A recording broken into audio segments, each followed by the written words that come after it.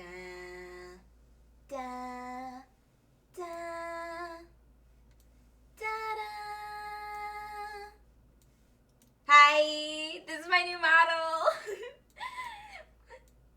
I really like it. I'm still messing with the mouth sync a little bit to try and get it just perfect, but I think this is good for now. It got a lot of cool stuff for it. Look at all the expressions I got. I got the angry face, and the sad face, and the tears, and a shocked face. And look at this! I can put my little jester hood up. Isn't it cool? Also, a clown nose. Aren't I funny? I think I'm funny. I've never really done a just chatting stream before. I wanted to try one out to celebrate getting the new model, so I guess I'm just gonna tell funny stories for a bit. Something funny and interesting that happened to me this month. My uncle got arrested. He did that. Context for why. You know how in the military there's this procedure where you have to get tear gassed so you know what it's like, so that if you ever get tear gassed on the battlefield, you have a chance of fighting it off? I used to play Cyberpunk with a guy who was in the military. He went through that. He said it was the most excruciating pain he ever experienced in his life. Hi, thanks for chatting. It's nice to have you here.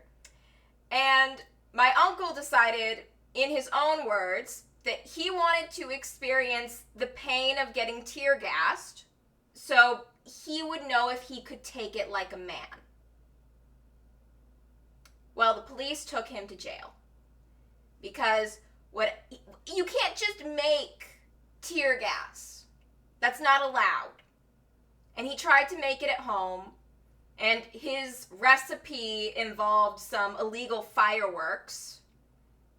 And when he tried to set it off, it didn't go off the way he expected it to. It instead flew past his head and took off a chunk of his ear. So the police showed up, and they arrested him for having illegal fireworks and illegally making a bomb. And he had to go to jail, and he got bailed out, and he has a trial. And it's not looking good for him because he has a criminal record already. Because one time after a party, he got really, really drunk, and he thought it would be a good idea to go to his friend's house, go in his friend's backyard, and while drunk off his ass, fire off his gun. And his friend understandably called the police. And the police did not really appreciate the drunk man with the firearm telling them it was just a prank, bro. So I think my uncle's gonna go to jail for this. Oh, well, he's a prick anyway.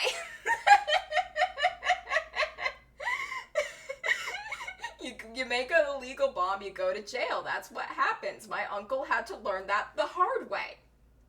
Somehow, I'm the embarrassment of the family. Not him. I mean, I've never been to jail. I'm just a clown on the internet.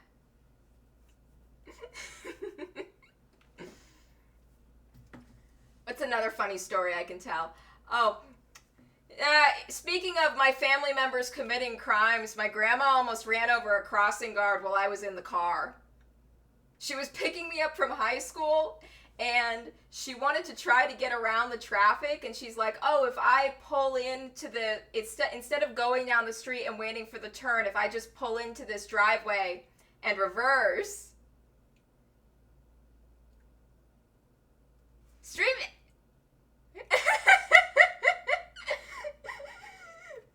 My grandma was trying to skip past traffic. She pulled into a driveway. She was trying to reverse out of it. But if she did, she would have hit the school buses that were pulling out. So the crossing guard got behind her. And he was holding up his sign. And he was telling her no. And she just kept reversing, thinking that if she reversed enough, the crossing guard would move out of the way. It didn't work that way. And she almost hit him with her car. And I didn't have her pick me up from school anymore after that. So that happened. This is fun, right? I've never done just chatting before. A bird showed up at my workplace today. It flew in through the door and we couldn't get it out, and it just flew around our break room for like an hour before it decided to leave on its own. But the way it decided to leave was it actually like got on the ground and just physically walked out. Thanks, I like the model. It was made by WL Workshop. They're on Fiverr. So if you ever want to get a model, you should check it out there. It does all this cool stuff. Look, pigtails, hoodie, pigtails, hoodie. I like the pigtails. I like my little hair clips that look like cards and a little jester hat.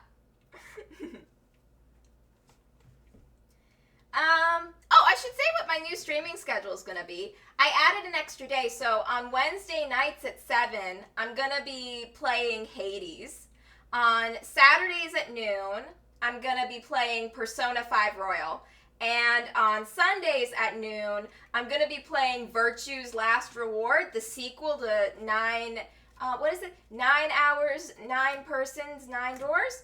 Yeah, I'm going to be playing the sequel to that. So that's going to be fun. I really liked playing the first one. Even though I did honestly have to look up walkthroughs while I was playing it because I kept getting stuck on the puzzles.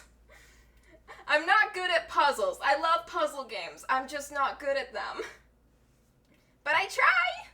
And I make funny commentary while I play them, so that should be enough.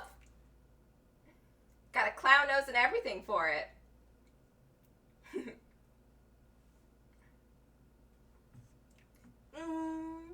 Anyone have any questions? Anyone want to ask me stuff? That happens sometimes on Just Chatting streams, right?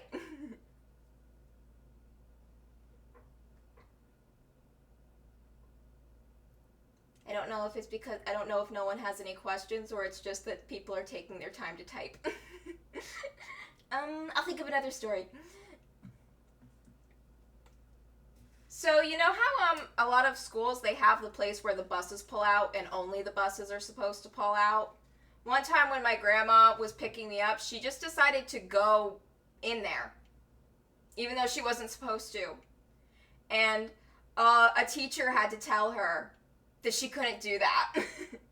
And she's like, oh. And I was like, didn't you think that other people would be doing that if it was allowed? And it's like, I don't know.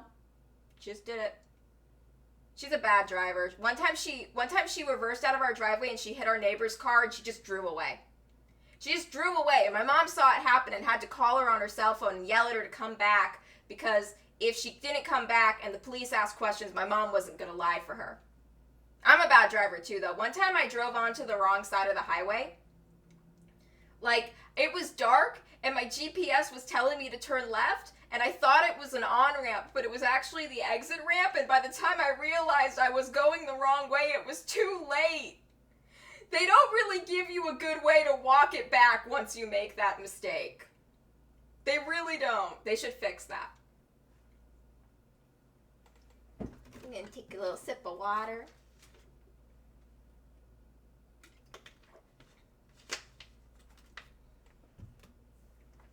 I'm going to have a lot of fun playing Persona 5 Royal because I really love the Persona series. I really like that. I'm into tarot cards because of it. Like, I got so into the tarot cards for the confidants that I ended up trying to learn how to read tarot cards. But I'm pretty bad at it. Like, once there were cups, it got confusing. So I just like having my cards read instead. Though one time when I did go to Ren Fair and I got my cards read there, my reading told me that I finally had good friends, which was nice. My friends are the best. They enable so many of my shenanigans. My friend isn't even mad at me about that time when he got a new tattoo and I touched it. I thought it was a fake one. I thought he got a fake temporary tattoo. And so I was like, oh, I didn't know they made temporary tattoos that big. And I reached out to touch it and he's like, this is a real tattoo and that hurts. I was like, whoops. It was peeling. Apparently they do that. I didn't know they did that. I'm afraid of needles. I can't get a tattoo.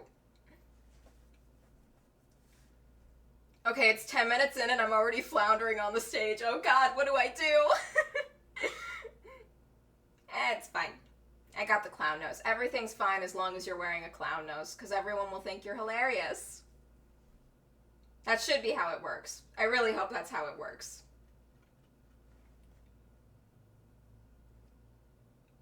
No one has any questions for me? Okay.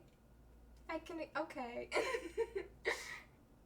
I should have prepared more material for this. I really thought those first few stories would last longer.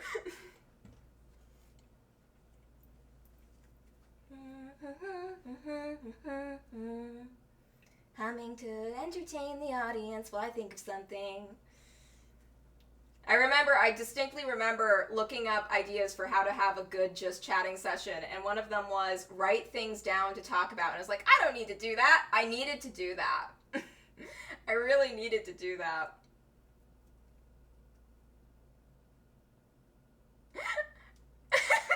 Oh my God, that would be a good horror game, Trapped with the Jester. It's literally just, oh my God, it could be a horror game where it's set up as you're kidnapped, you're held hostage in somebody's house, and the entire time there's just a clown in the room being like, okay, I need to practice for my stand-up comedy routine. You're gonna be my audience whether you like it or not. And the entire game is just you trying to give constructive criticism without offending the clown to the point that it kills you. I was running a Dungeons and Dragons session with my friends, and I was DMing it, and they were like, and they got to the point where they were talking to the big bad of the session that they needed to fight, and they were being weirdly civil towards him. I thought that at first they would be like a lot more there would be a lot more bloodlust toward the guy that they found that was robbing this nearby small town that they would oh so heroically want to save. But when they got to the guy and they started talking to him, they were like, oh, so you're stealing all this money to start your own kingdom where no one can tell you what to do? Cool, tell me more. They were being super civil, and I was panicking, going like, are we not gonna have our big fight, guys? What? I have plans for the fight. I have plans. Did I pull up all these spells and make this character sheet for nothing? And then one of them was like, made an offhand comment about how the bard criticized his flute playing and said it could use some work. And I'm immediately like, I'm grabbing onto that. I'm gonna have this villain get super offended and get super violent over his flute playing being criticized. And then they had the big fight. And they killed him in like one turn. And I was like, oh shit, okay, he comes back from the dead because he can do that. I'm not gonna let them kill him in one turn. I needed him to like have a second phase to the battle. It's like, okay, the battle music heats up, okay? Round 2, that was just his first health bar. I love when that happens, though, when it's like you get them to their, like, halfway point of their health. Your party nuked a town? What were you playing, Fallout? How did you nuke a town? Oh my God, your party's the bad guys. I was in a campaign where we were kind of the bad guys. Like, a new person joined the group once and was like, so you guys are basically murder hobos, right? And we were like, no, we're not. Sometimes we do things. And it's like, no, we were murder hobos. Because at one point, we went to this town full of mutants. Because we were playing it was a homebrew game on the Fusion system that was set in, like, the world of Fallout after the nuclear war. And so there were mutants, and we found this town of mutants that wanted to take back, we found this group of mutants who wanted to take back this town from a bunch of cultists that worshipped a sea monster. In our group, we were hunting the sea monster, and we were like, oh, we gotta get rid of these cultists because they're gonna kill us for going after their sea monster that they worship like a god. You can have the town after we do this. So I was like, okay, here's the plan. We're gonna work together with the mutants to take out the cultists, and then we're gonna take out the sea monsters, so the mutants don't have to worry about it. They're gonna have the town. We're gonna have the sea monster's head to mount on our home, and everything's gonna be great. I got up, went to the bathroom, came back from the bathroom. We get to the battlefield. We're killing all the cultists, and then all of a sudden, the others start killing the mutants too. And I'm like, what are you doing? Those are our allies. And we're like, oh, while you were in the bathroom, we talked and we decided we wanted to kill the mutants so that we could have the town for ourselves without anyone else telling us what to do with it. Yeah, so we were the baddies. And I almost died fighting a sea monster that session. It hit me twice and I just was like, okay, guys, I have like 2 hit points left. I'm gonna go inside. Bye. Good luck. Hope you live. If you die, I'll tell your story. I think it's fun to play characters that are kind of a little bit cowardly, that have that idea of someone needs to be alive. As long as at least one of us makes it out alive, our story lives on, and it's probably gonna be me. I think it got really funny because we had this one session with that group where almost the entire party except for 2 characters died because we went to this town that had a lot of corruption with the police, and we were investigating a murder, and the police didn't like that because they were covering for the actual murderer, and my character got killed. We were investigating a hotel room, and from the building across the street, someone sniped her through the window. And I was like, okay, whatever, I'm gonna make a new character. This was after another character died just outside of the town, and because he was fighting a giant mechanical spider. So, 2 characters dead just from showing up here. Me and this other guy, we introduce our new characters. He misses a session, so we're like, oh, his character dipped. And it's like, okay, cool, we barely knew that guy, because he wasn't there to play him. My new character was there for 1 session, because later that night, our entire party got confronted by a group of the police who were like, you've been sticking your nose where it doesn't belong, and they slaughtered us. Literally, we had the leader of the group was bleeding out, and the only reason our campaign didn't end with him dying was because another character grabbed him, threw him in the truck, drove away, left him behind, gave up on all of us, and it's like, okay, 2 people are going to carry it forward, everyone else make new characters. And we all agreed to never go back to that town again. And anytime things started to look bad, we were always like, it's going to be like this again, isn't it? It's going to be that town all over again.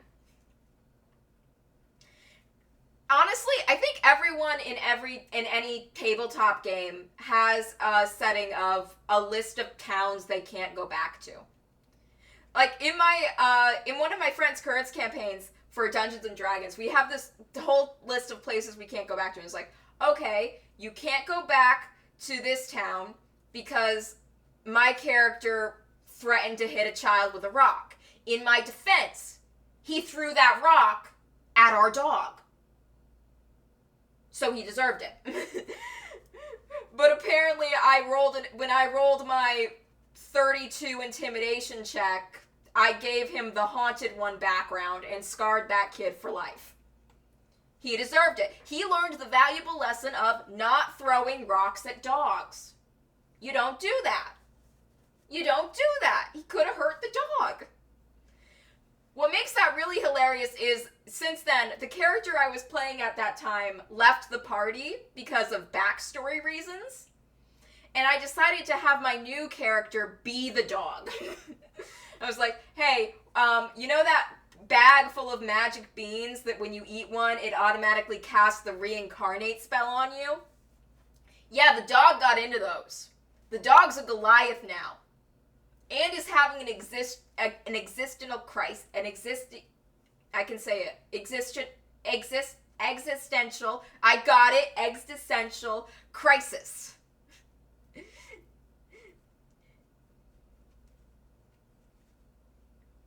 Oh, you decided you were gonna take. Oh no.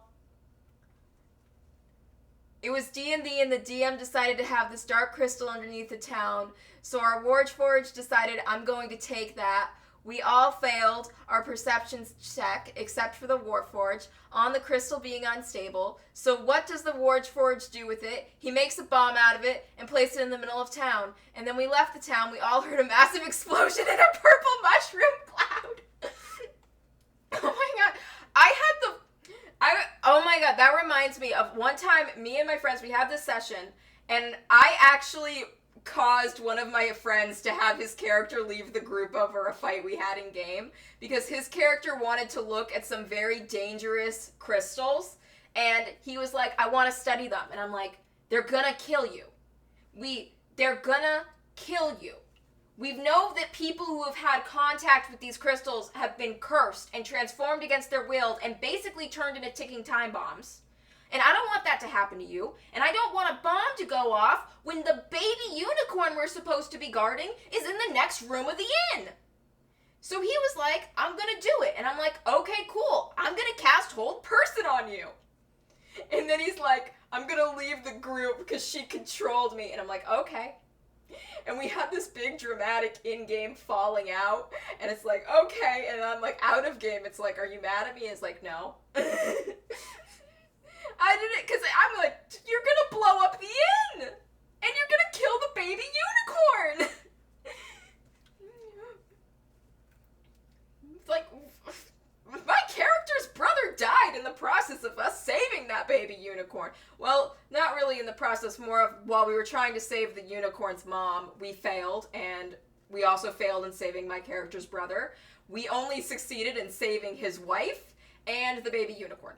And we were really lucky because we didn't know the unicorn was pregnant. In the middle of our attempted mission to crash a wedding and save a unicorn that was going to be sacrificed to Loth by the drow, the unicorn went into labor, and we grabbed the baby and we ran. We all teleported out of there, and we left 2 people behind. We left 2 of our NPCs behind. Like dicks. It was like, we'll come back for them later, and we're like, they're in the hands of the followers of Loth. There is no coming back for them later. But we tried. We tried. I think it's funny because the friend that I had that fight with over the Hold Person, in almost every campaign we've played, our characters have gotten in a physical altercation of some sort. We are the 2 that always go for PvP. And it started with one campaign, his character was worshiping the god Whore, and we made a lot of jokes about Whore being Whore, the god of revenge, and my character was worshiping Umberly, the goddess of shipwrecks, basically, and Umberly really hated Whore, and the DM had Umberly tell my character, Kima Peleas, like, you need to kill Devana.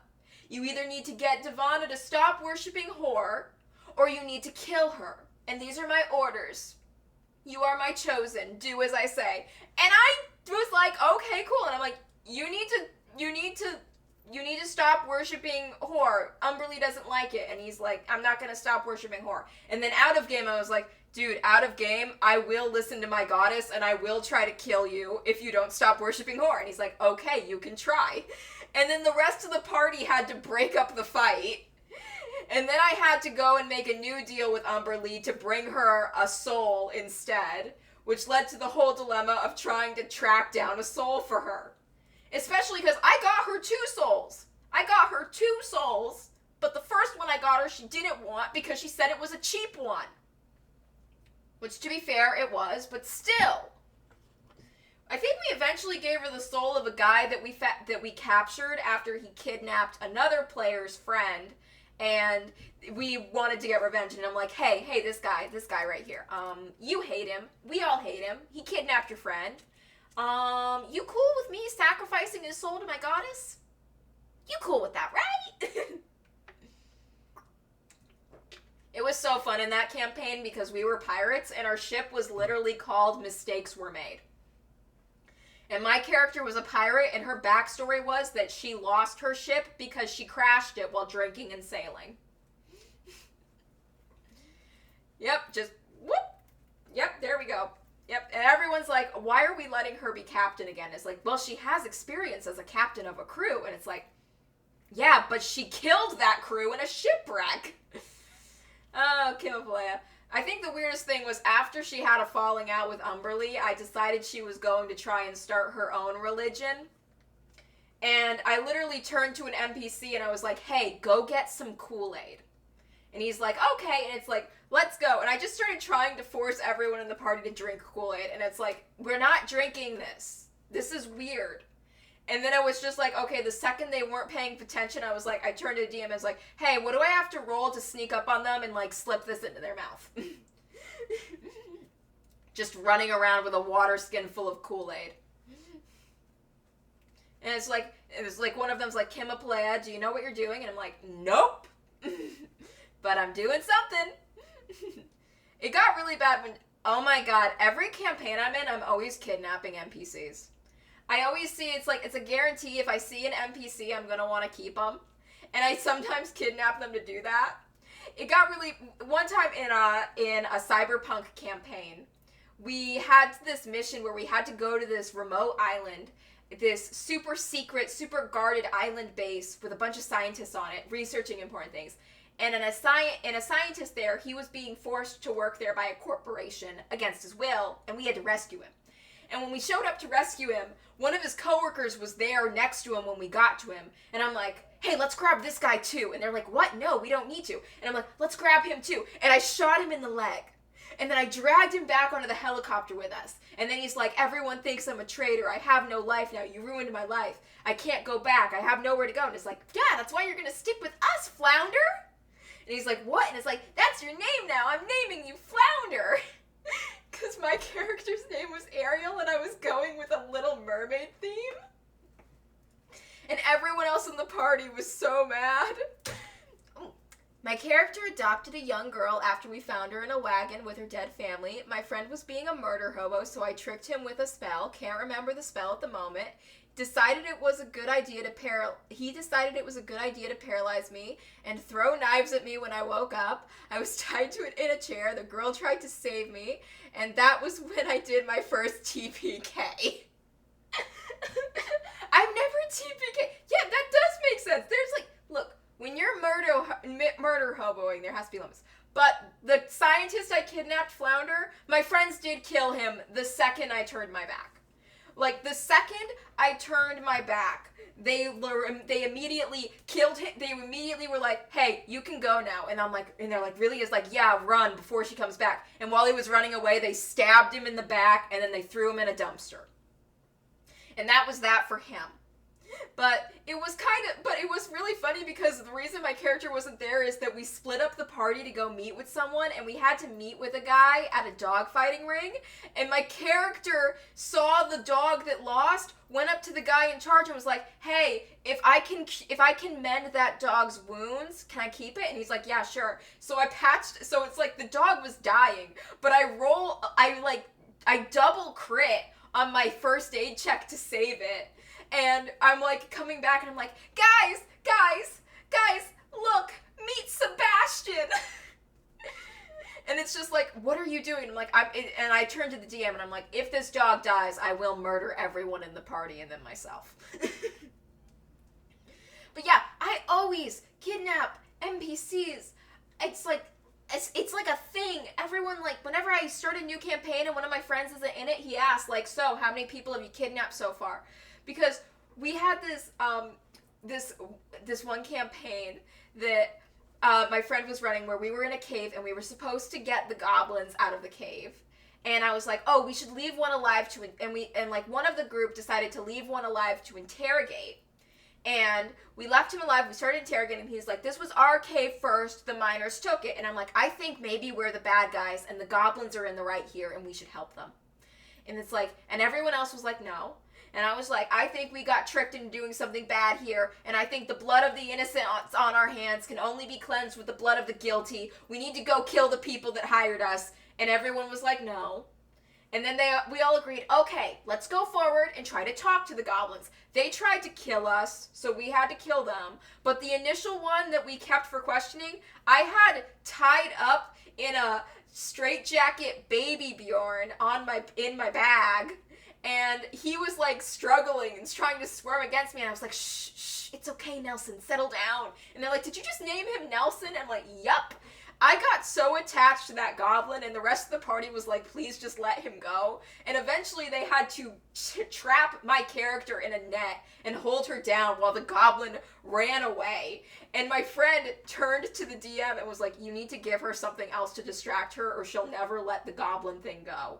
So he gave me a rat. So he said that while we were in the cave, we found a rabbit. And I named the rabbit Nelson Jr. And I kept introducing him to people as, this is Nelson Jr., named after the bravest goblin I've ever known.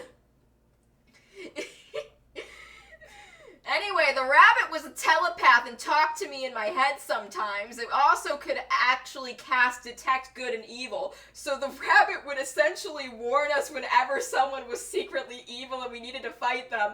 But it led to a lot of conversations of me punching someone, the rest of the party going, what the hell, Jen Bell? And then me just saying, my rabbit said they're evil. We need to listen to Nelson Jr. Help me fight. And then it turns out we were fighting a hag.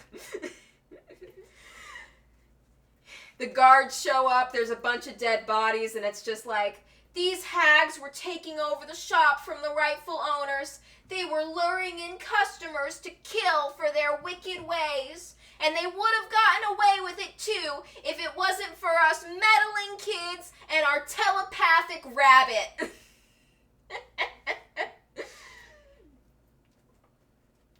I miss Nelson Jr. He was a good rabbit. Sometimes I think of bringing that character back, but reclassing her from a monk into a ranger and having Nelson Jr. be her ranger companion. Rangers can be good. A lot of people think rangers suck, but like, come on, look at Vexalia from Critical Role. She was a ranger and she was amazing. Trinket was the best. Oh, I love Critical Role. I love it so much. To this day, I love this character because he was a pacifist cleric. He was so fun to RP because I wanted to be a support character for the party, but my character started seeing our bard as a father, so I would tie up, then revive the kobold or other monsters so I could keep them as pets or sell them for him. No, how is that? That wasn't very lawful good of you. Yeah, I think honestly a pacifist run for a campaign would be really interesting because it would be so challenging of like everything is so murdery. There's so much murder. Even when you're not being a murder hobo, there's still so much murder. A ridiculous amount of murder. And it's funny because even when I've had a lot of while I was DMing, when I was DMing a session, I was like, hey, while you guys are in the church, you see someone trying to steal from the donation box. And they were like, okay, I hit them. And I'm like, okay, roll damage. And it was like, they're dead. And it was like, what? And it's like, yeah, they're dead. You did a lot of damage, buddy. If you didn't want to kill them, you should have said you were going to do non-lethal damage first. You just said that you hit them. Your exact words were, I take a candle off the wall, I take a candelabra off the wall, and I hit them with it using an improvised weapon roll. And I'm like, okay, dude, that usually can kill someone. Most people, when you hit them on the head with something heavy, they die. They die. That's usually what happens.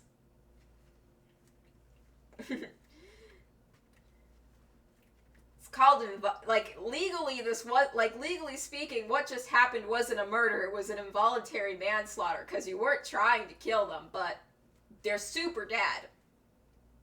So what are you gonna do? It's like, I'm gonna take them to a cleric, and I'm like, okay, a little late for the it's like, there aren't any clerics. All the clerics went out partying.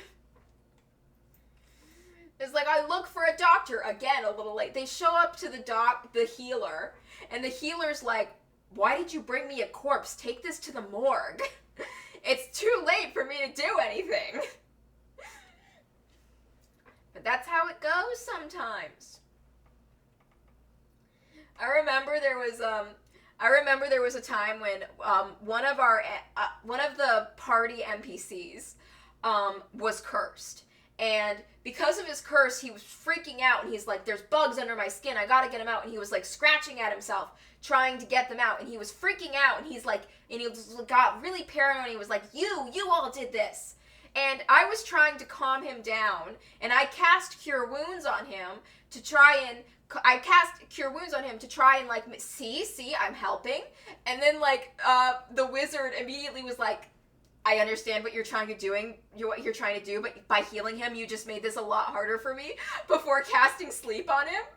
Luckily, it still worked, and we knocked him out, but we were like, okay, let's go take him to the hospital. They were like, okay, he was under strict quarantine, and we couldn't visit him. But later, me and my character, the bard and the wizard, duo for the ages, went to go check on him, and they were like, okay, we're doing the best we can to slow his condition, but it's not looking good. You can't see him.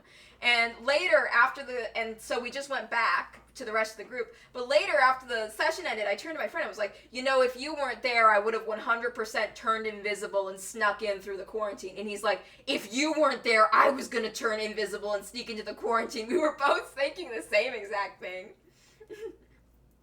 Things got chaotic in that party. Like, there was like, there was this special item, the glue that, like, once you glue something with this glue, if you leave it holding for a minute, it's basically impossible to remove unless you have the very rare, very specific solvent for it, or you cast the wish spell. One time while we were on a stealth mission, we found a guard sleeping in his barracks, and we were like, okay, we need to get rid of this guard. He's asleep, so we can get rid of him easy. And we're like, well, if we all stab him at once, he's gonna start screaming when he wakes up from us killing him if we don't instant kill him in his sleep. And it's like, oh, and also, not a lot of us are heavy damage hitters, so there's a very likely chance that all three of us hit him at once, he wakes up and starts screaming.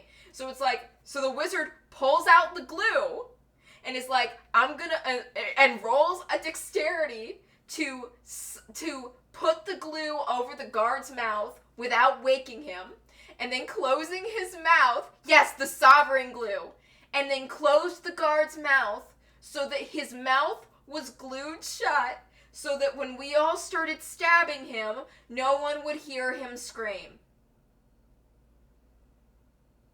We were on our way to kill the king, and the king was corrupt, so it was all fine. And it was like, we're the bad guys, and it's like, we're the chosen ones. The gods literally sent us on a journey to save the world. And I'm like, yeah, the gods chose poorly.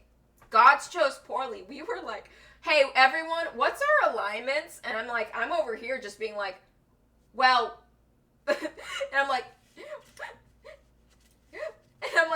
well, Minette is lawful evil, so I'm playing my alignment with this. Playing an evil character is really fun.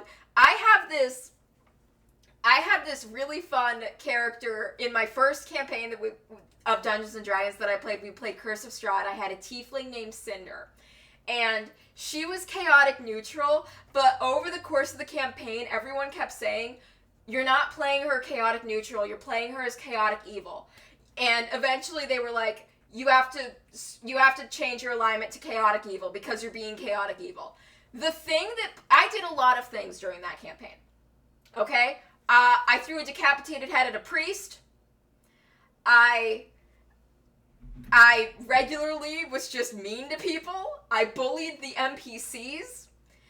But the thing that pushed it over the edge, that made the DM finally go, "You're chaotic evil, change your alignment," was, well, it needs a bit of backstory.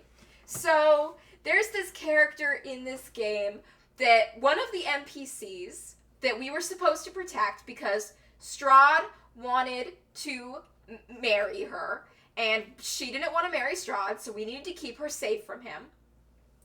We were guarding her and basically trying to escort her over all over Barovia until we found someplace safe. And during that time, she and the party's gnome had a romantic relationship. And at one point, we found a ring that was like, that the gnome attuned to, and was basically like, now that you're attuned to this ring, wherever this ring is, you will always know.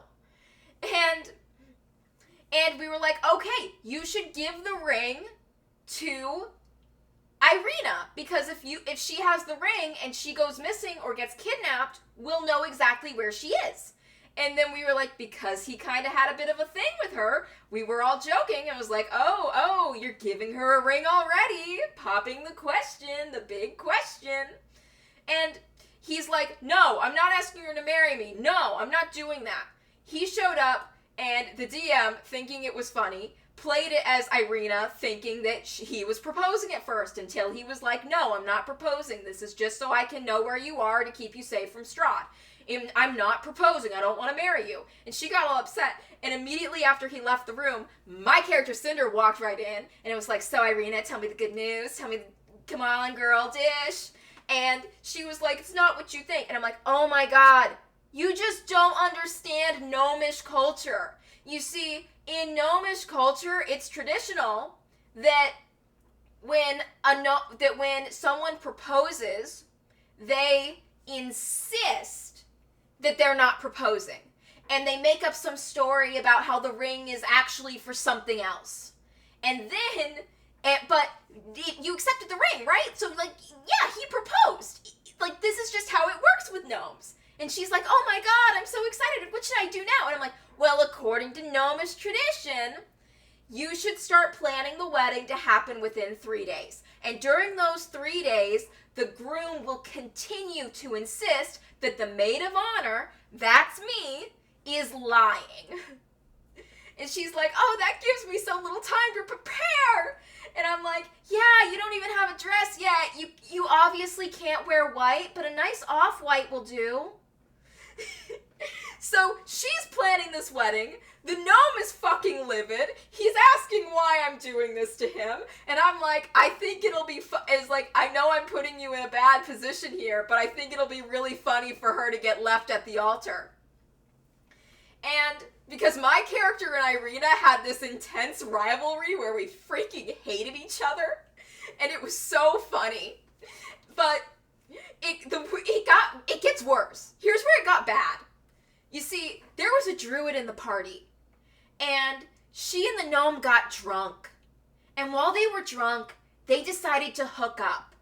And while they were hooking up, she wild-shaped into a cat. Mainly because she accidentally killed his pet cat earlier and she felt bad about it. And I guess turning into his cat during their intimate time was how she was going to make that up to him. It was insane.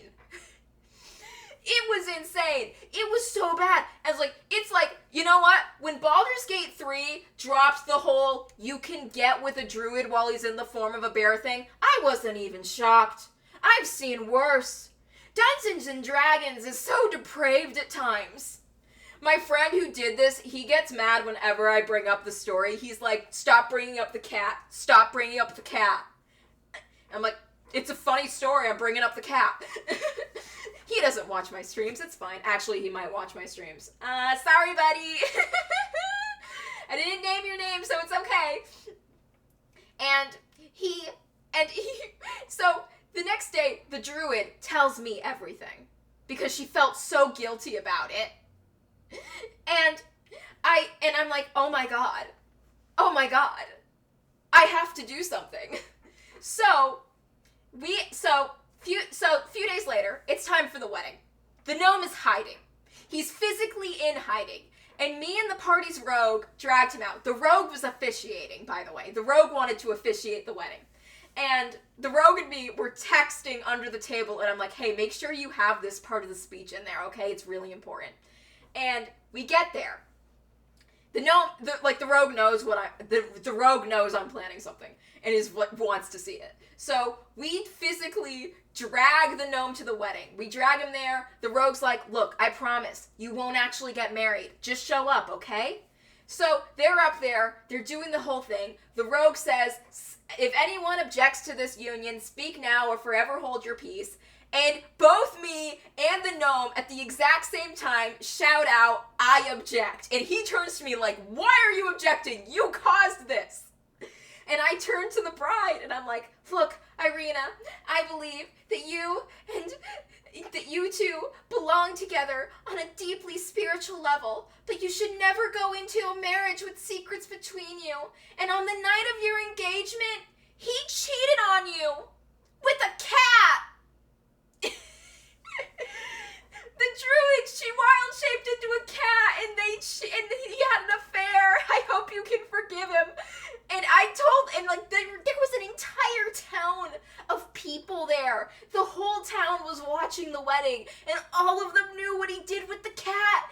And the rest of the party's like, why? Why does this have to be our reputation now? Why did you do this? And the DM's just like, you're chaotic evil. This is evil. You orchestrated a wedding just to ruin it for no reason other than your amusement. You're chaotic evil. And then later he literally just asked, hey, do you want to betray the party and work with Strahd? Because he's very entertained by what you're doing. And I turned it down, but the gnome did betray the party and work with Strahd. A little bit because of this.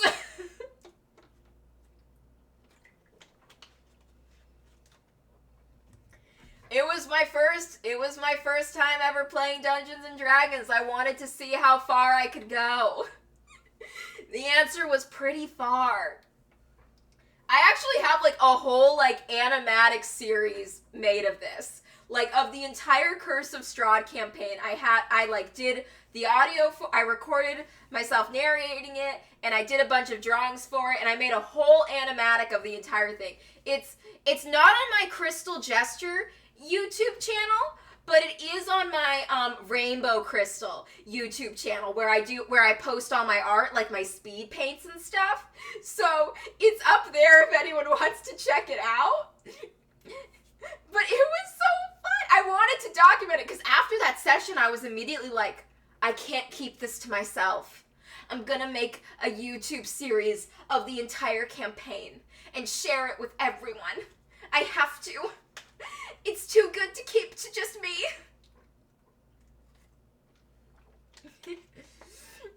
It's not like the entire campaign is recorded. It's not like it's not like a podcast where the sessions as we played them was recorded. It's like I wrote a script and I did all the character voices and I just retold the story with drawings, but I had fun making that.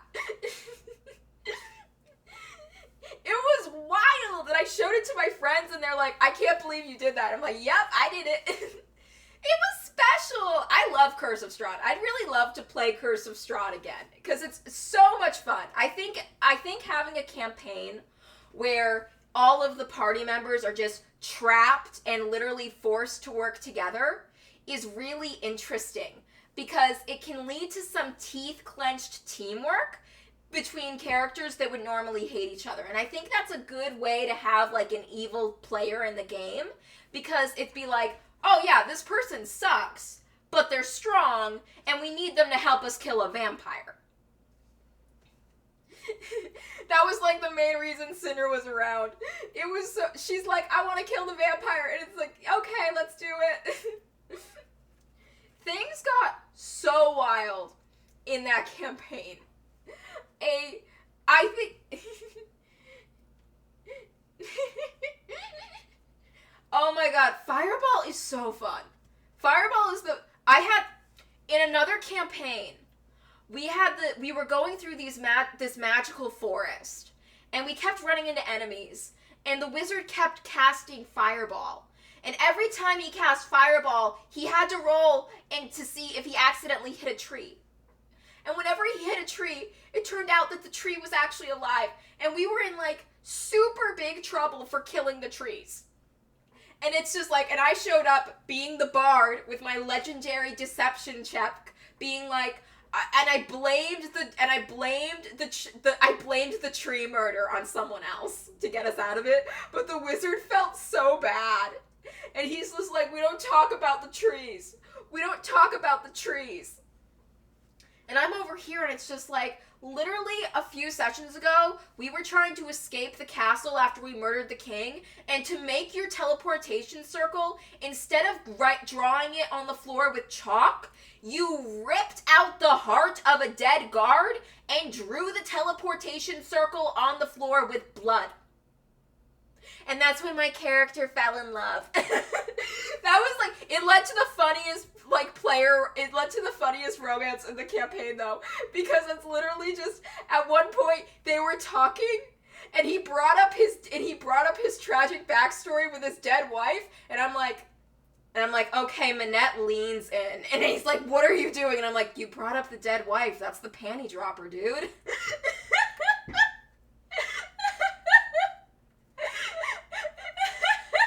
And then he shut it down and he was like, we should talk again once we finish saving the world. And it's like, okay. Meanwhile, that character was also romancing a goblin that got reincarnated as an orc, and trying to make moves on the party's barbarian, and also trying to work things out with her ex that she once asked to marry her. Literally, I had the running gag with that character was like, she falls in love with everyone. It was such a funny running gag with her, was like, she just kept falling in love with everyone. And it was so funny. And I'm like, and it's just like, because then the DM had her ex show up. And she was like, and her ex gave her a flower. And I'm like, oh my god, you fucking asshole. Now she's in love with her ex again. She's in love with 5 different people. It's getting so complicated. This is what happens when you play a bard. You play a bard, and all they want to do is fall in love with everyone. Love songs for all. Love songs for all.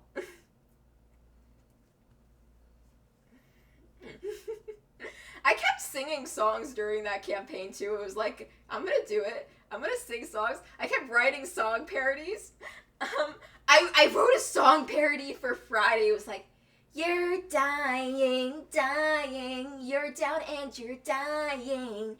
You need somebody to heal you, dying, dying. Everyone's like, stop it, stop doing this. It's gonna be stuck in my head now. Oh god, I still have the Word document full of songs. But that was like, I like doing it. Being a bard is the best, especially if you're a bard of the College of Lore, because then you can get all the extra spells you want. Unstoppable. I'm like shamelessly addicted to multiclassing though. My friends keep are like, you gotta stop multiclassing. It started with me like doing a druid cleric, and then I did a bard warlock, and now I'm doing a warlock bard. The warlock bard is so fun though, because it's like, I have really low AC and really low health too, but I just keep eldritch blasting my enemies and then bonus action hiding so they never know where I am. Oh, I should have a whole thing of it. What was another one of the songs I wrote? It's like, I'm trying to think. I'll be right back. I'm gonna go grab it real quick. I'm back.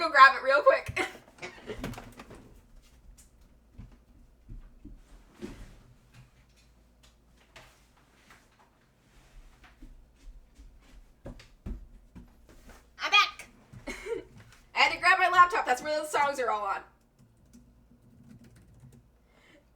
Just the worst song parodies.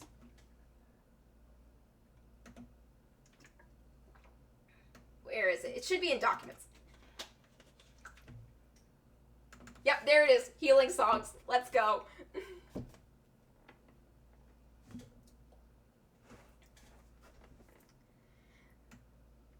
At one point, one of them is literally just, staying alive, staying alive, staying alive.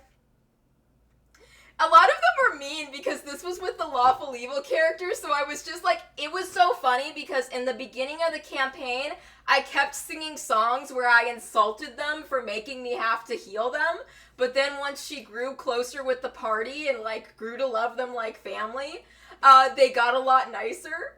But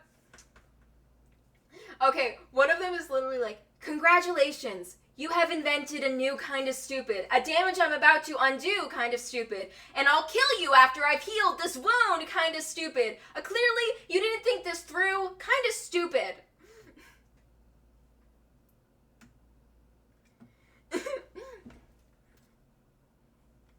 Oh, here's a nicer one. It's like,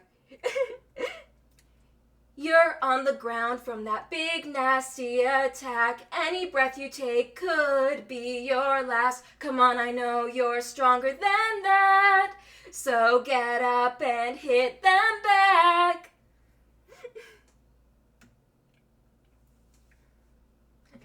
Poor unfortunate soul, in pain, in need. You're down on all of your hit points and you need a healing hand, so I'll help you. Why, yes, indeed.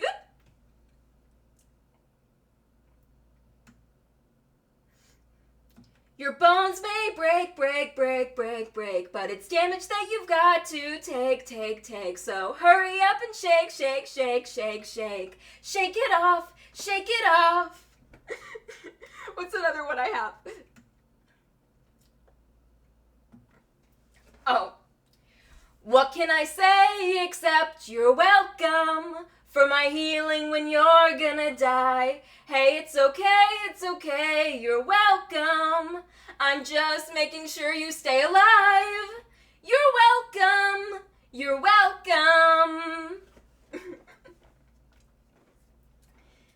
A lot of these are Disney songs. A lot of Disney songs I picked for this. Some things never change, like how you're always about to die. Some things never change, like me healing you up just fine. 'Cause for every brawl, I won't let you fall. It's annoying, but it's true.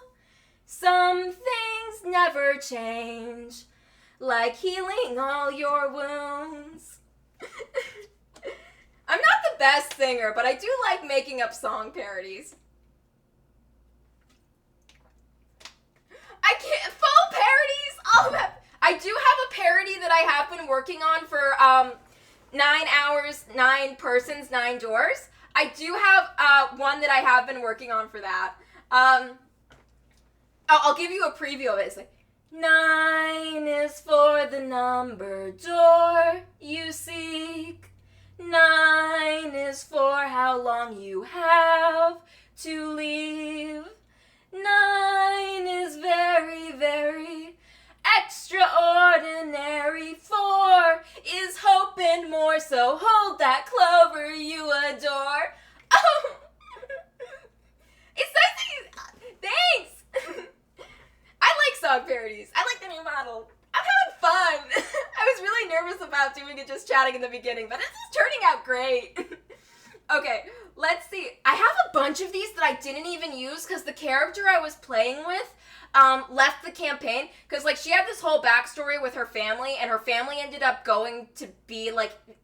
being in trouble, and the party needed to do something else, and she's like, okay, you do that, I gotta go. And she, like, left.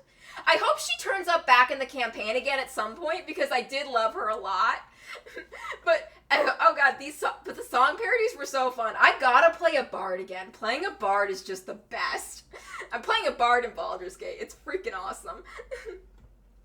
Let's see. Do you need a bit of healing? Come on, you need to slay. I'm here if you need more, though it is a chore to go out of my way. You all are my best buddies, so it's not a shock that I'll be here for you. Did you need a bit of healing? I gave you a bit of healing. Oh, here, a lot of these are also musical parodies. You'll be back, thanks to me, so you'll fight all of our enemies. you'll be back, and I'll tell the whole world how you served me well. Let's see, what's another one? I'm trying to pick the best ones. Oh. I'll be there for you when the blood starts to pour. I'll be there for you like I've been there before. I'll be there for you 'cause you're there for me too. I love Friends. Friends was such a good show. I've binge watched it 3 times. I don't have a problem.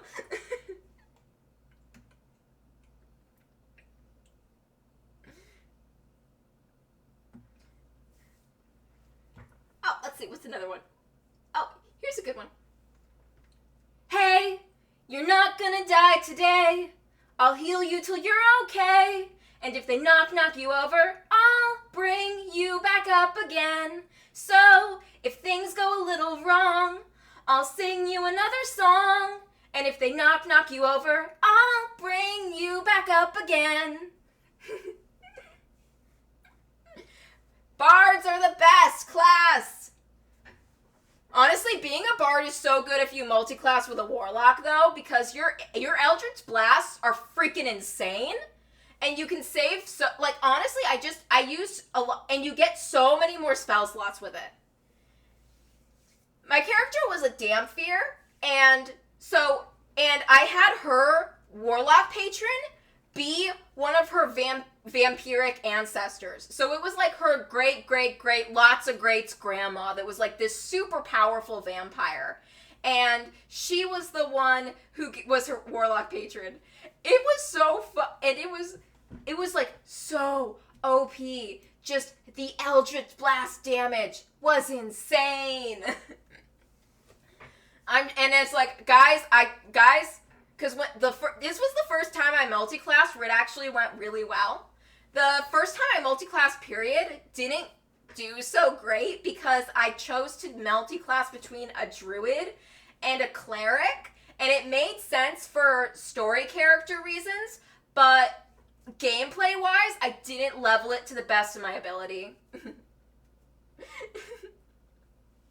The character's backstory was actually really fun, though. I'm so happy that in Baldur's Gate they had the Myconids, because I love the Myconids. My character's backstory was that she was a drow from a very important house, and she was, like, a follower of Loth, but then she, like, got really upset with how bad it was, and they were like, you gotta, like, have babies, and she's like, I don't want to have babies. No, icky. And she's like, I'm gonna leave. And she left, and when she left, she ran into a bunch of Myconids, and they took her in, and they taught her to be a druid, so she was a Circle of Spores druid. And then later, while she was with the Myconids, a bunch of followers of Illustrae showed up, and she decided to join them, and that's where the levels of cleric worshipping Illustrae came in. It was really cool, though, because a lot of times it was like, this character was terrified of the drow taking her back to the Underdark, because her sister was a paladin of Loth who was humiliated that her sister ran off to worship Illustrae instead, and was, like, trying to hunt her down and kill her as revenge. So she was always afraid of her sister showing up and dragging her back to the Underdark. And one time while we were at a tavern, my character got drunk, and I was, like, rolling on the rolls, and I got a nat 1, so she was smashed. And I was, like, playing it up as her being, like, this really sad, weepy, sobbing drunk. And she's like, my sister hates me, and she killed my brother, and oh my god, I miss the Myconids. And she had this whole thing, and then, like, the party, and then, like, we had this little Kenku rogue in our party named Clamor, who was like, I'm gonna go and see if I can get something to sober her up. So he was going around to people in the bar being like, do you have anything that would be like a cure, do you have anything that would be like a cure wounds, or a healing spell, or some potion I could give her that would sober her up, because she's really fucked up right now. And one of the patrons said, oh, I know how to fix this. Here, give her this. And he goes up, gives it to her. It was a vial of poison. And I take the damage, And I'm like, you just poisoned her, and she's drunk, and she's upset, and you poisoned her. So she's gonna leave. So she ran out of the bar, and they were like, and the rest of the party was like, oh shit, we can't have our friend running around Baldur's Gate, drunk out of her mind, bawling her eyes out. So they started chasing her. And when they started chasing her, Clamor was like, I don't want her to, I need her to stop so I can explain. So he threw a net at her. And once she was caught in the net, I'm like, oh, guys, no. No. You just triggered her PTSD. And it's like, what? And it's like, she doesn't even know where she is right now. All she thinks is that she's running from the followers of Loth. So she cast Campfire on herself, burning herself, but also burning off the net. And then she just got back up, darted down the street. And everyone else is chasing her. This was the most interesting and fun PvP there ever was, because it wasn't player versus player because of a fight. It was player versus them trying to capture my character before she ran into danger while she was drunk and scared and freaking out. And in the end, it got so effective because it was like I was casting darkness, I was making good rolls, and then an NPC had to show up and capture her in a net. And then we had to drag her back to the tavern, knock her out, and then another NPC had to cast Modify Memory on her so she wouldn't remember what happened and would just think she got blackout drunk. Because that's how much she was freaking out. And like my friend who was playing Clamor was like, I feel so bad. And I'm like, don't. This is fucking fun. This is amazing role play. We're telling a story. We're weaving a narrative. I love Dungeons and Dragons. My friends and I have such great campaigns. We have so much fun. What was one that was really cool? What was something that was really cool that happened? So my friend had the coolest idea for this campaign too, because what our enemies were, the Mind Flayers and the Drow were working together. They were working together because they wanted to team up, and there were like in the Underdark there were these sacred moon pools that the followers of Illustrati would use to travel and like free the people enslaved by the Drow. So the team up with the Mind Flayers was that the Mind Flayers were using these to put their tentacle babies in and making them breeding pools and making it so that all of the people that were like all of the followers of Illustrati that went in there would get corrupted and like fall into madness, and we had to try and save them. And then there was the unicorn that was going to be sacrificed, and we had to save the unicorn, and we didn't save the unicorn, but we saved the unicorn's baby. And we had to run. Everything got so wild. It was so funny though, because because when we were talking about characters with my friend, I said, hey, so here's something I want to happen. I don't know what your plans are for the campaign, but I would really like a minor recurring antagonist to be my character's sister trying to kill her and drag her back to the Underdark. And my friend was like, tell me about your sister. I was like, oh, well, I think it would be really cool if she was a paladin of Loth. And it's like, I'm going to make your sister the big bad evil guy. She's going to be the primary villain for us to fight. And I'm like, okay, sure. She will have armies of drow at her disposal, and it's going to be terrifying. The funniest thing was there was a guy who was kidnapped by the Illithid and turned into an Illithid. He was turned into a Mind Flayer. And Clamor, the Kenku rogue, took some levels in Warlock, and this guy was his Warlock patron. And part of the deal was that we had to show up and fight the Mind Flayers and rescue him from them so he would be free. And when we did, and along the way, he and Clamor fell in love. So there's this little bird person and this tentacle monster in love. And I drew a picture of what I thought their wedding would look like. My friend said he sometimes considers bringing Clamor back for another campaign, but it would be at a high level campaign, and basically the reason he would be out adventuring is that he and his husband had a marital spat, and his equivalent of sleeping on the couch would be going out to adventure for a bit. And it's like, the OTP can't split up. No, they're in love. They're in love. Oh god, I think a funny character romance that happened was one of my characters, Kimaplaya, she had a NPC girlfriend who never really showed up that much. Except for one time when my, at the time, real life girlfriend showed up and played that character for like one session, but couldn't keep playing her because of scheduler differences. But the funny thing was, I kept saying, okay, her girlfriend was, I think she was a Triton? No, she was a Sea Elf. Yeah, my character was a Triton, and she was a Sea Elf. And I was like, over the course of the campaign, I would keep writing letters and putting them in bottles and throwing them to sea and being like, I'm sure those will get to her. I had no idea if those ever got to her or not, but it's like, at one point, we did have a discussion where it's like, okay, guys, all of the things that we've been getting up to, we need to keep top secret. We can't have our enemies finding out what we're doing. And I'm like, literally every single thing we've been doing and everything we've been planning to do, I've been writing down, putting in a note in a bottle, and throwing out to sea on a regular basis. Is that bad? That campaign got wild though, because we were, the enemies we were fighting were mind controlling people to work for them. So a lot of times, and after we found that out, every single time we got an enemy, it was like, guys, we gotta do the damage non-lethally because they might be working of their free will, but they might not be. And we would always like knock them out and interrogate them and find out if they were like, and like cast remove curse to see if we could free them from the influence of their captors, if that was the case.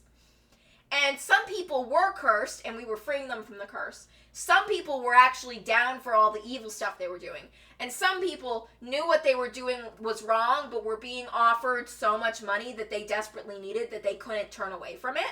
And we usually like talked those people out of what they were doing. But it was funny because before this, we were just, taking them down. How we found out that they were being cursed to be mind controlled by the enemy was we kidnapped one guy to interrogate him. And during the interrogation, it was agreed that my character, the barbarian, would be bad cop. And they said, if you don't start and like the cleric was like, if you don't start telling us what we want to hear, we're gonna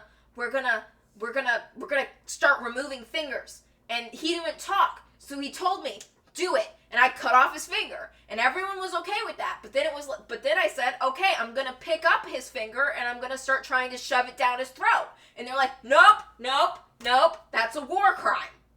And I'm like, oh, okay, so we can cut off fingers, but we're drawing the line at forced cannibalism. And they're like, yes, that is a good place to draw the line. And I'm like, I never get to do anything. And then later, after we found out he didn't actually want to do any of the bad things he'd been doing, and he was mind controlled into it, and we removed the curse so he had his free will back, I was like, okay, we need to reattach his finger. I put it in the finger bag, so let's just, and I dumped a bunch of severed fingers out of a bag, and I'm like, okay, which one's his? The funniest thing in that campaign was the recurring joke of me having a dead body blanket. Because at one point, we killed someone that I felt bad about us killing. It wasn't really, and I was like, guys, we gotta bring this person back to life. Because it was wrong of us to kill them. And they're like, no, we're not spending the money to bring this person back to life. And I'm like, I'm just gonna wrap them up in this blanket, and then I'm gonna put them in the bag of holding, and then we're gonna keep the dead body in the bag of holding so that we can bring them back to life later. And then it won't be bad that we killed them anymore. And we kept having jokes about every time we pulled something out of the bag of holding that it smelled terrible. Because of course it did. There was a dead body in the bag of holding. And at one point, we basically broke into a place and we stole something and we were running away. And as we were running away, we were being chased by dogs. And I was like, guys, a sacrifice has to be made. So I reached into the bag of holding, I pulled out the blanket, I grabbed the edge of the blanket that had the dead body in it, and I basically pulled it out and tumbled it open, leaving the dead body behind for the dogs to feast on, while we kept running. And I'm like, yep. See, you guys all thought I was crazy for keeping that dead body in the bag of holding, but look, it got us out of a jam. And I put the blanket, the gross corpse juice covered blanket, back in the bag. But the funny part was that later on, one of the party members' an NPC got killed. That was like one of the party members' like sister. And she was really sad. She's like, oh my god, my sister, oh no. And I'm like, it's okay, we'll find a way to bring her back later. And I'm like, I'm gonna start wrapping her up in the corpse blanket. And it was like, what? The corpse blanket. When I got rid of the dead body, I kept the blanket. I knew we would need a corpse in the bag of holding at some point again.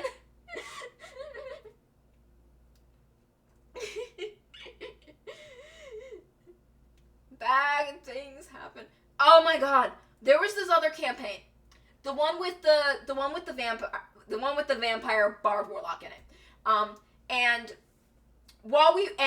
after we killed the king, we didn't actually kill him. We just knocked him out. And then we grabbed him and we dragged him with us when we teleported out, because we thought that if we had him alive, it would open more opportunities for us. And once you kill the king, you can't really walk back from killing the king.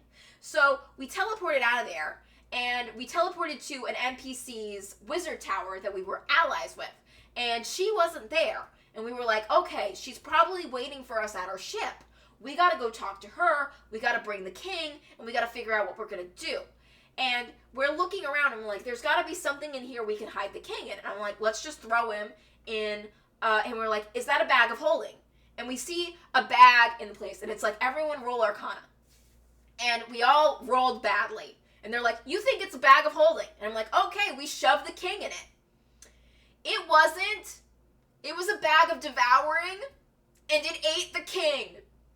And my character, Minette, was so mad she didn't get to drink his blood. She was so excited. She was like, oh my god, guys, I would love to drink the blood of a king. Oh my god. And then it's like, no, we're not letting you do this. We're not letting you do this, no. And like one of the other characters tackled her, and it was like, and while she was on the ground, they put him in the bag of holding. There was actually a bag of devouring, and he got eaten, and she was so mad at them. She's like, oh, I can't eat it. Your friend can't eat the king, but a random bag can eat the king. Sure. It's just like, okay, the king's dead. We can't walk back from that. Let's just go home. Let's just go home. Playing a vampire was so wild. Playing a Dampier is so wild because Vampiric Bite is the best. Especially because it gives you, it has the special feature where you can add the damage you inflicted to your next roll. So if you roll 6 damage, you add 6 to your next roll. And the way I would use this was I would use this for intimidation checks. When we were interrogating people. We were interrogating a cultist, and I was like, oh, you think your god is so scary? You really think your god's scary? That we're gonna be scared of that? I'll show you what a real monster is. And then I bit him. And then after I bit him, it was like, I roll Intimidate, I add the Vampiric Bite damage. Okay, that's a 36. And the DM's just like, you've broken him. This is a broken man. And I'm like, okay, is he going to tell us what we want to know? And it's like, he has nothing to tell you. And I'm like, okay, then I'm just going to drain him dry. There is something insane. I think the most effective intimidation tactic ever is just have a vampire biting you and being like, I'm going to keep drinking your blood until you die if you don't tell me what I want to know. Also, if you're a Dampier, you can walk on walls. You get spider climb without a spell slot, and it is amazing. climbing onto ceilings and casting Eldritch Blast from the ceiling.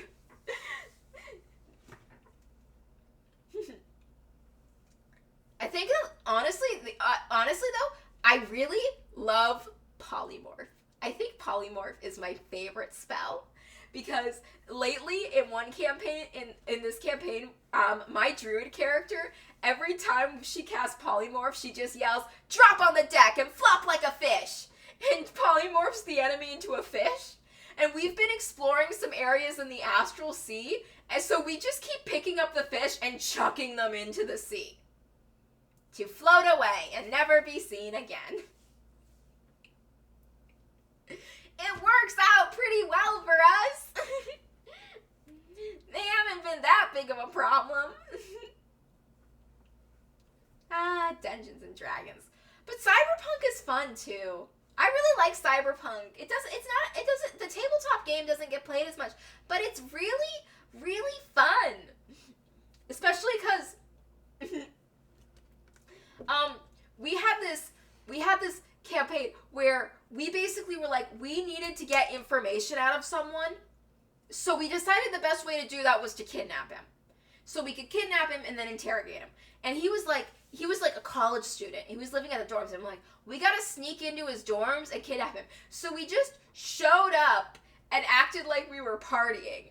And it's just like, and they were like, okay, there's a bunch of people in this dorm. How do we get them to leave us alone with him? And I'm like, my character literally just goes into his room and is like, okay, everyone clear out. She puts a sock on the door, closes the door, and is like, everyone left. And I'm like, okay, how do we get him down? And then it's just like, and I grabbed a rope. And I'm like, and we used a rope, and we tied him to the end of the rope, and we all lowered him out of the side of the building until we picked him up, and we just left. And we drove away, and we're like, oh, the bad thing was, we didn't bother to check if he had security tracking chips in him for if he was ever kidnapped. And he did! And we had to freak out, and we were like, how do we get rid of him? We gotta drop him somewhere. We gotta get rid of him. And it's like, my character lost her car this way. I was like, Flopsy, no! And then my character was so upset about losing her car that I kept trying to convince the other characters to help me steal a new car. And it was like, she was a nomad. The car was like her whole deal. So my character and my friend's character, we were playing our characters as twin siblings. And I was like, okay, here's the plan for how we're going to steal a car. We're going to go to a motel and in a bad neighborhood. And we're going to look, and that's going to be where people go to have affairs. And if you steal the car of a guy having an affair, he's not going to call the police because he doesn't want his wife knowing that he was at the motel. And then we're just going to steal the car. This is going to be a perfect plan. Let's go. We got caught. We had to run from the police. That character also tried stealing a cat from the pet store. I had my friend go in because he had the higher stealth roll, and I'm like, just grab a cat for me. Just grab one of the cats from the pet store and go. Stuff it in your jacket and let's walk out. And I'm like, oh, yay, a kitty. Later that night, the cat starts coughing up blood. And we go to the vet, and I'm like, what's wrong with the cat? And the vet's like, this cat's been stolen. And I'm like, what? And it's like, yeah, the local pet store at the mall, most pet stores have a special injection in them so that if they're taking off the premises, they will start to die so that people don't steal them. And you get them a shot so that they don't have these effects upon purchase. And I'm like, so where did you get this cat? And I'm like, I got it from a guy in an alleyway. I saw a guy in an alley by the mall with a bunch of cats, and I asked him what he was doing with all those cats, and he said he'd give me one if I gave him a beer, so I did, and now the cat's dying. And he's like, okay, well, you're not in trouble because you didn't know you were purchasing stolen goods, but we are going to take the cat back to the pet store. And I'm like, oh, God, I can't get away with nothing. So later in that campaign, I kidnapped someone, because of course I did. I always kidnap people. We were working for this guy named Vulture, and the way he worked is instead of calling us over the phone or sending us messages, he would send like teenagers and kids to tell us where the meeting spot was, because that way it was harder to get a paper trail on him. And and after we did this mission where we like stole this really important thing and we pissed off a major corporation and we knew we were like really in deep shit, he sent a kid as a message, and we got really paranoid and freaked out that we were being watched and we needed to leave. And I'm like, we gotta take the kid with us. And they're like, why? And I'm like, well, if he's a spy, then he can't report back. But if he's innocent, then staying with us is the best way to keep him alive. And he kept trying to leave, and I tied him up and had him in the car while we were running. And I'm like, okay guys, we need to switch vehicles. We're on the run. We need to switch vehicles. And I pulled over, and I got in, and I started trying to steal a car. And while I started trying to steal the car, they let the kid go. And I'm like, no, you can't let him go, because he'll die if he's on his own. So I pulled out my bow and arrow, and I'm like, I'm aiming for his leg. And it's just like, I'm just going to shoot him in the leg so we can't run away. And then I'm going to put him in the new car and he's going to be fine. And we're going to keep him safe. This is for his own good. Anyway, I rolled an incredible amount of damage and he died. And then I was like, oh, and everyone else in the group is like, you just shot a kid. And I'm like, I was trying to save him. It's like, you shot him. And I'm like, but in the leg. And it's like, with an arrow. And I'm like, I know, I'm sorry.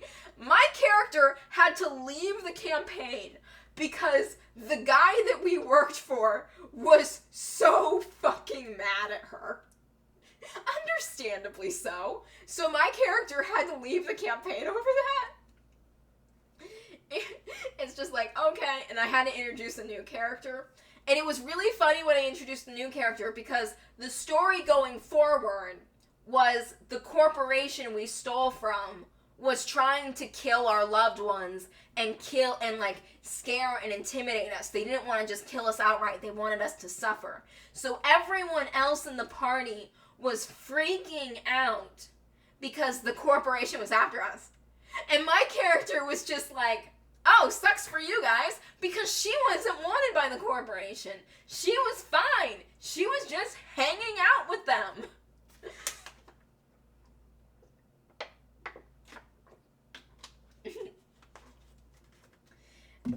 Her biggest, like, literally the campaign ended with all the other characters leaving town and going into hiding while my new character just waved them off. It was so funny to me, though, because the character that left earlier than the others was, like, going, we gotta leave, and I think we should all go to Europe. And no one wanted to go to Europe. She went to Europe. She was fine. But it got wild. Now we're playing a new campaign where we are on a spaceship trying to start a rebellion against a corrupt organization controlling us all. And my character's the medic, and the first time she ever made a medical check on someone, I rolled a crit fail, and she accidentally sliced open their jugular and killed them. I was like, oh, not a good start for Epi. Not a good start for her at all.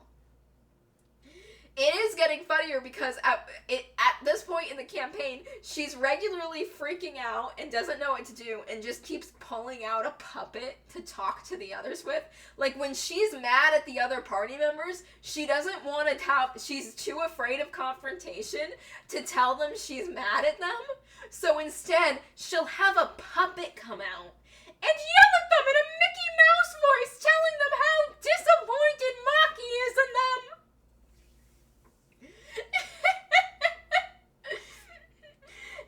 And it's getting to the point where they're like, we gotta burn the puppet. We gotta burn the puppet. But that was fun. I had a really fun time with Monster of the Week. Monster of the Week is such a great game. I love DMing for it. But it got really wild because one of my friends shot Bigfoot with a bazooka. And the entire rest of the party was so mad at him for it. And he's like, I needed to do it. And it was like, no, you didn't. No, you didn't. You didn't need to kill Bigfoot. That didn't need to happen.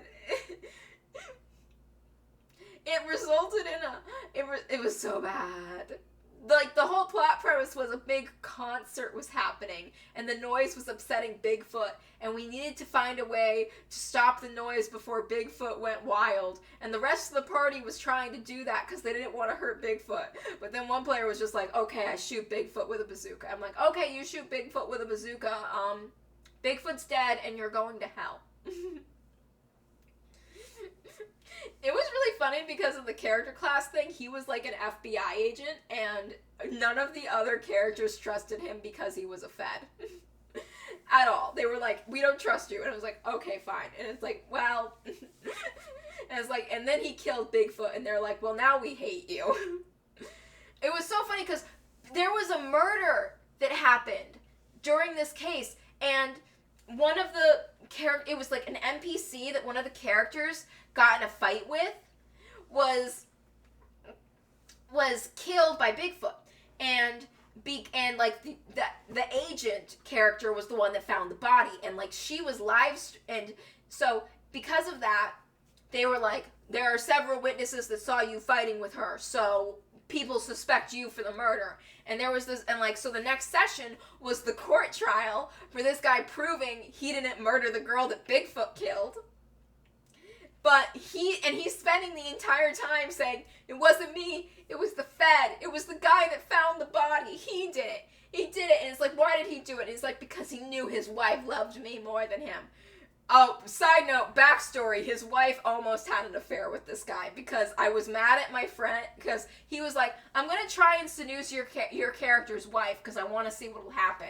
And I was mad at my friend for forgetting his character sheet. So I was like, I'm going to roll some dice here and see how faithful your wife is to you. Oh no. Another man is wearing your wife's panties. That's happening. Anyway, they kept trying to kill each other. And they kept trying to get each other arrested and going to jail. And it got so bad because the background of this entire thing is just them in court. And everyone in court is losing their mind because I had a fairy in there and there was fairy dust everywhere making people go crazy.